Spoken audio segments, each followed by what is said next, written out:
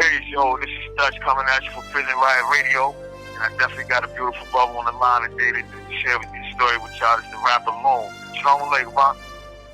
Walaikum salam, salam alaikum. Man, it's definitely an honor and a privilege to have you on the show, man, and to bring you through, man. Go ahead and get started early this morning, man. One of the first things that we always talk about when we start these interviews off is during your incarceration. You know, what was some of the things that really kept you motivated, that really kept you going throughout and helped you to see light at the end of the tunnel? Alright, Bismillah, Alhamdulillah, wa salatu wa salam ala Rasulillah. First and foremost, for the record, you know what I'm saying, I go by the name of Amir Muhadith, formerly known as the rapper Loon. And, prison in general, is a hardship and difficulty, regardless of the amount of time that's given out, or whatever consequences may have led to, anyone's incarceration. Right. And that in itself is definitely an adversity that, has its own place.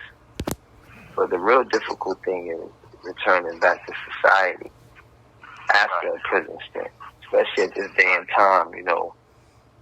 Things are changing so fast that, missing 5 years, let alone 15, 20, maybe 30 years, but missing 5 years can definitely set you back as far as getting reacclimated with, society.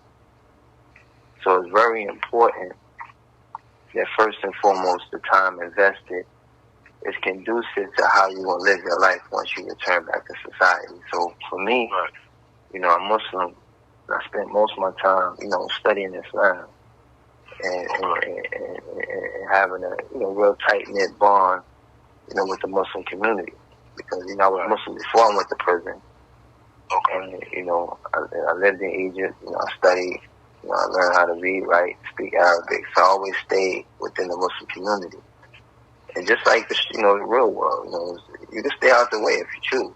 You know what I'm saying? Right. The same thing that's in the street, the same thing in prison. Right. So my point is, however you choose to live your life during the course of your incarceration, that's the same methodology that you should apply once you return back to society. So one of the things that's a staple of, the prison system is, working out, exercising. You know what I'm saying? It's therapeutic.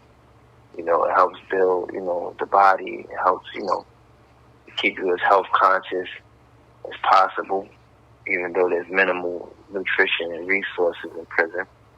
But we try to maximize, the benefits that come with what we're given. And coming back to society, you'll learn to appreciate, those minimal resources and those things that you didn't really have, at your discretion.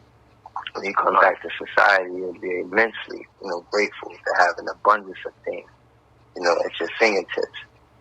So it's important to remain, focused, the same focus you had while you was in prison.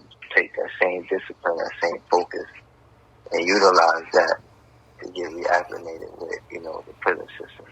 So exercising is definitely staple. Business is something that, we definitely have to invest our time in understanding and learning. For some, it's a learning curve.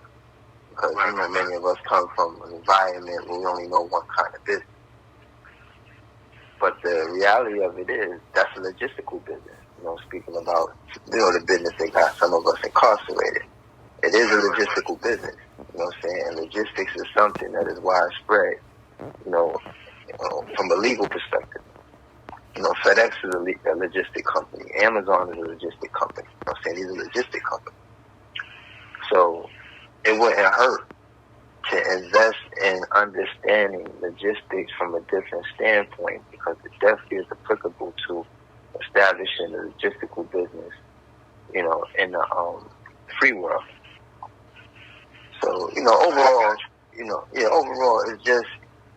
it's important to just, whatever it is your aspirations is, whatever your goals are, to just remain goal-oriented, you know, and continue to be steadfast upon those goals. Because, you know, eventually you'll find your crowd, you'll find your niche, and you'll find, you know, a productive surrounding that'll help nurture and cultivate that, you know. So did you, during your time when you, with your spirituality in Islam, do you feel like that helped you be goal-orientated to establish a discipline to help you have a focus on how to get things accomplished? Absolutely, because, you know, people throughout the prison system is undeniable, you know what I'm saying, that Islam requires a certain level of discipline. Right. You know, even though in some places, you know, it may get implemented with some of the culture that's in prison, but for the most part, Islam in itself, you know what I'm saying, is a remedy for, you know, all of the ills that we deal with in this worldly life, you know.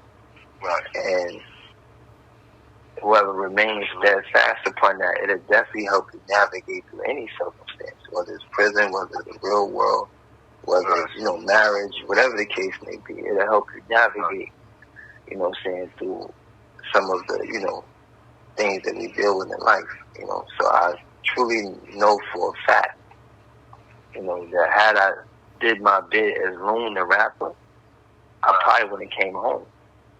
Wow. You know. But being Amir, you know, it allowed me to stay in in a certain space that was definitely, you know, productive and definitely, you know, beneficial as far as growing as a person, you know, growing as an individual, learning how to be, you know, patient with the people, you know what I'm saying, and patient with, you know, all of the, you know, the things that you have to deal with in the prison system, administration, you know, officers, so on and so forth. You learn how to deal with these things with a certain level of integrity, a certain level of dignity, and most of all, a certain level of patience.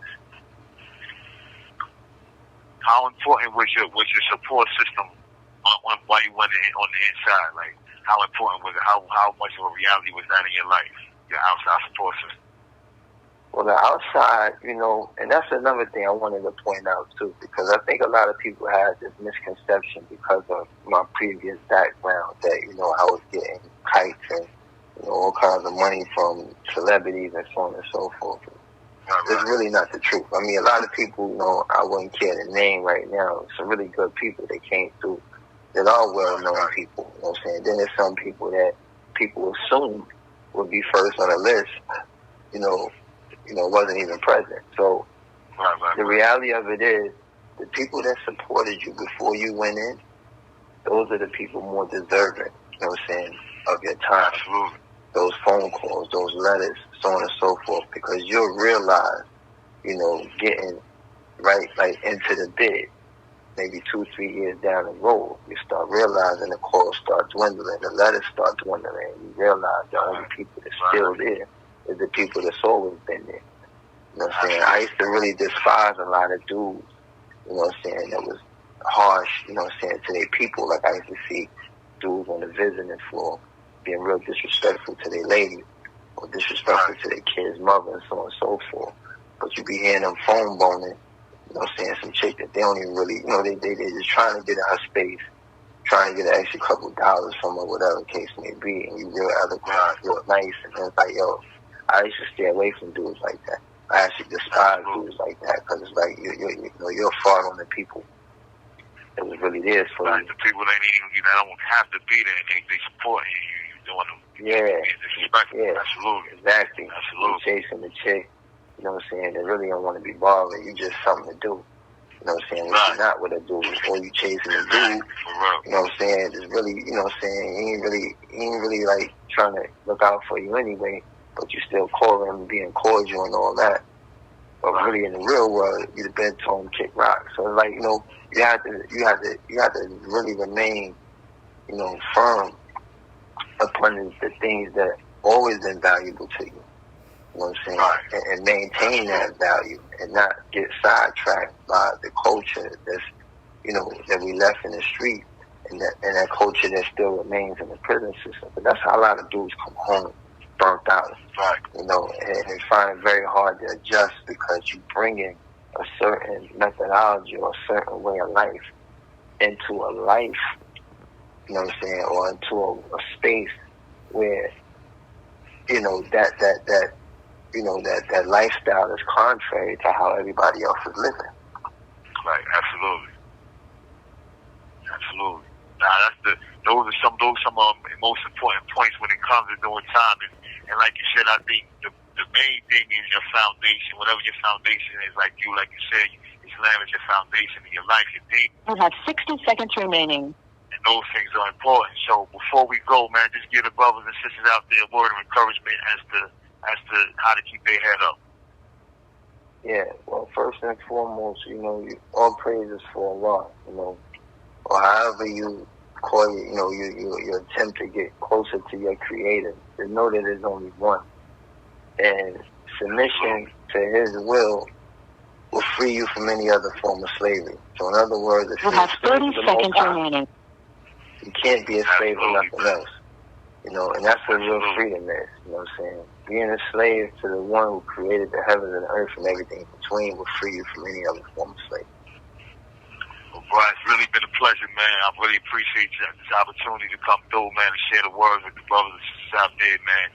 And like I said, we just keep our heads up. This is Dutch signing off for Prison Riot Radio. Y'all keep your heads up. Peace.